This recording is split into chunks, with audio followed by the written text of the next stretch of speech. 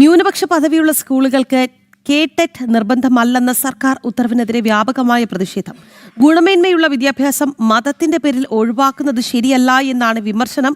ന്യൂനപക്ഷ പദവിയുള്ള സ്കൂളുകളിലേക്ക് വ്യാപകമായ അധ്യാപക നിയമനം നടത്താനാണ് മുസ്ലിം ലീഗിന്റെ നീക്കം.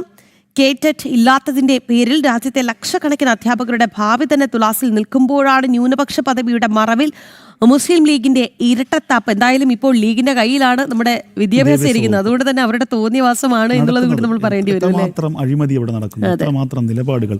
ഏറ്റവും പ്രധാനം PM ശ്രീക്കെതിരെ പോലും വലിയ ശക്തമായ പ്രതിഷേധമാണ് അവർ ഉയർത്തുന്നത്. എല്ലാം നമ്മുടെ കുട്ടികളുടെ ഭാവി വെച്ചുകൊണ്ടാണ് ഇവരുടെ ഈ കളി എന്നുള്ളതാണ്.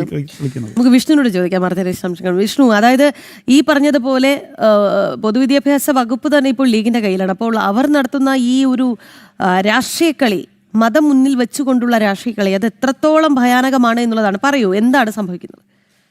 മതം മുന്നിൽ വെച്ചുകൊണ്ടുള്ള രാഷ്ട്രീയ കളി പറയൂ, എന്താണ്?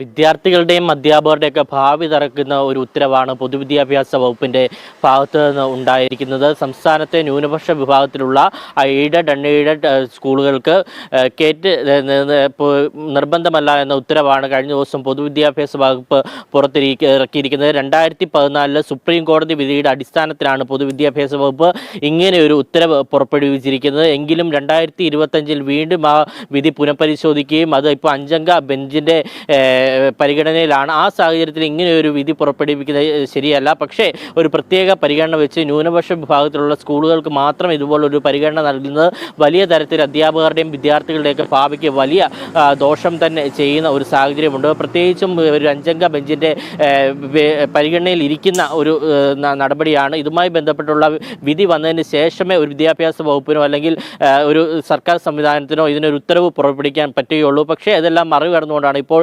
വിദ്യാഭ്യാസ വകുപ്പ് ഈ പറയുന്ന ന്യൂനപക്ഷ വിഭാഗത്തിൽ മാത്രമുള്ള സ്കൂളുകൾക്ക് കേറ്റ് നിർബന്ധമല്ല എന്നുള്ള നിർദ്ദേശം മുൻപോട്ട് വെച്ചിരിക്കുന്നത്. വളരെ ദാരുണപരമായൊരു സംഭവം തന്നെയാണ്.